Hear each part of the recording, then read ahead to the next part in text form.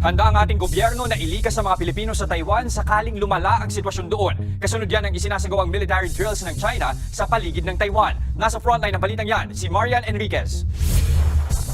Winater cannon at pinaligiran pa ng Coast Guard ng China ang barkong yan na kunwaring target nila. Bahagi ito ng Chinese military drill sa paligid ng Taiwan nitong Webes at Biyernes. May mga pinalipad ding fighter jets ang army ng China at may idineploy pang mga barkong pandigma. Ayon sa Taiwan, nasa 46 na Chinese military planes ang nakitang dumaan sa median lane ng Taiwan Strait. Mismong China ang nagsabing layo ng naturang military drill na subukan ang kakayahan nilang manako. Parusa na rin daw nila ito sa bagong Taiwanese president na si Lai Ching-te. Kaugnay yan ang isinusulong niyang pagiging independent ng Taiwan mula sa China. Sa kabila ng mga Chinese military drill, hindi raw titiklop ang Taiwan sa China. Giit naman ng Beijing, dead end na ang issue sa independence ng Taiwan dahil sa One China policy. Kalmado pa rin naman daw at hindi raw naaalarma ang ilang residente sa Taiwan. Pero sakaling mauwi ito sa giyera, handa at may contingency plan na raw ang ating Department of Migrant Workers para sa mga kababayan natin sa Taiwan. Sa huling tala, higit 150,000 ang mga Pilipino sa Taiwan. Rest assured, kasama sa plano yung the manner in which they will be transported. Kapag ang sitwasyon ay lumala, doon na talaga nagkakaroon ng mass nature yung repatriation. Kaya yung nabanggit niyo, sir, posible talaga meron pang hindi gusto mo. Pero yun nga, as I said, depende. Sa karanasan, depende yun sa sitwasyon on the ground.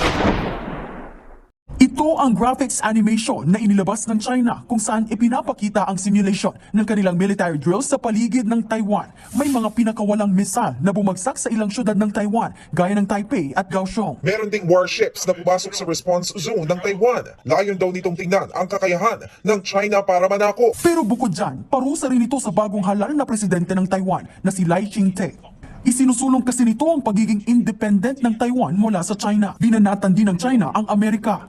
Ayon sa Chinese Foreign Ministry, kung gusto talaga ng Amerika na panatilihin ang kapayapaan at stability sa Taiwan, dapat itong sumunod sa One China policy. Ang pagpipilit ng China na makuhang muli ang Taiwan na itinuturing na bahagi ng kanilang bansa. At ang isa sa mga pinakamahalagang tanong para sa mga defense analysts ngayon ay malapit na bang lumusob ang China sa Taiwan? Sa mga dilubyong baha at ulan na naganap kamakailan sa iba't ibang lugar sa mundo, gaya ng matinding baha sa Texas, Dubai, Kenya, UAE at Saudi Arabia, matinding tensyon pa rin ang patuloy na nabubuo sa South China Sea. Lalo na ang panghaharas ng China sa Pilipinas at ang pagpipilit ng China na makuhang muli ang Taiwan na itinuturing na bahagi ng kanilang bansa. At ang isa sa mga pinakamahalagang tanong para sa mga defense analysts ngayon ay malapit na bang lumusob ang China sa Taiwan? Dambuhalang bansa kung ituring ang China laban sa Taiwan, pero wag ismulit ang Taiwan. Dahil maraming malalakas na bansa ang tumutulong at sumusuporta sa kanila, gaya na lamang ng Amerika. Pero napakatindi pa rin ng pagnanais ng China na kunin ang Taiwan sa mga pahayag ng Beijing na kung kinakailangan ay gigirahin nila ang Taiwan para ma-unify na ito sa mainland ng China. Inaasahan na kung biglang lulusubin ng China ang Taiwan, tiyak na magkakagulo at posibleng matinding digmaan. Isa pa, ang Taiwan ay napakalapit lamang sa Pilipinas at tiyak na madadamay talaga ang ating bansa at matinding backup ang gagawin ng Amerika sa Taiwan. Bakit ba ayaw tumigil ng China sa pagkuha at pagsakop sa Taiwan? Napaka-importante para sa China na masakop ulit ang Taiwan dahil naniniwala ang mga opisyal ng China na mapapaangat palalo nila ang ekonomiya ng kanilang bansa at posibleng tanghalin ang China na pinakamayamang bansa sa buong mundo dahil halos kaunti na lang naman ang lamang ng Amerika sa kanila sa larangan ng pinakamayamang bansa in terms of GDP per nominal. Ang totoo, ang Taiwan ay isang napakagandang lugar para sa daungan sa kalakalan, kaya nga itinuturing itong pinaka-strategic na isla sa 21st century at gagawin ang lahat ng China makuha lamang ito. At kung iisipin bakit ganoon na lamang ang pagprotekta ng Amerika sa Taiwan, kaya naman hindi na nakapagtataka na maraming military officials ng China na nagagalit sa mga bansang tumutulong at sumusuporta sa Taiwan. Nagbigay ang Chinese general na si Zhang Yuxia ng isang nakakatakot na babala sa mundo. Ayon sa kanya, ang kahit sino daw na gustong paghiwalayin ang Taiwan at China sa kahit anumang paraan ay hindi daw papayagan ng Chinese military. the military would show no mercy against the island. Ito ang matinding pahayag ni Zhang Yuxia, isang Chinese general na ang Chinese military daw will show no mercy sa kahit anong bansa na susubukang i-separate ang Taiwan at China. Pinahiwatig niya na hindi magpapakita ng awa ang Chinese military sa kahit anong bansa na susubukang tulungan ang Taiwan at labanan ang China. Bukod sa pagiging general, si Zhang Yuxia ay ang vice chairman ng Central Military Commission ng Chinese Communist Party. Binigay niya ang pahayag sa isang forum tungkol sa military diplomacy, ang galit ng Taiwan sa China. Ang Taiwan o kilala rin sa tawag na The Republic of China. Ayon sa kasaysayan, matapos kasi ang civil war sa China, ang Nationalist Party ay tumakas pa Taiwan at nagtatag ng hiwalay na pamahalaan. Samantala, kinontrol naman ng Communist Party ang mainland China. Mula noon ang Taiwan ay sinasabing sila ay nasa demokrasya at may sariling ekonomiya, pamahalaan at militar.